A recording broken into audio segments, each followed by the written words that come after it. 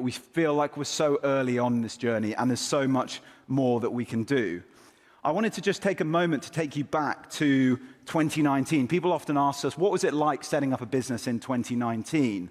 How did you get the business off the ground? Well, I can tell you back then, the challenge around manual identity checks, it was not obvious what needed to happen. So we went to law firms and property firms and we spoke to them about how do you actually identify your clients to help protect your businesses from fraud and money laundering. And they would say we manually get documents, they're typically certified, it's repetitive, it's frustrating for us, we don't know what a fake document looks like.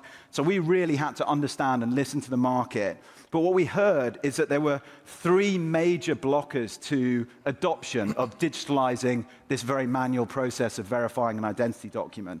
So number one blocker was regulations. We heard from firms that they were terrified about what the SRA, the CL, what HMRC would say about using a digital process for something where for years and years and years people have been manually reviewing identity documents. The second big blocker was around trust. How did your fee earners, the business owners, why would they trust a completely digital way of verifying one's identity when before you were doing it manually and people were physically looking at documents?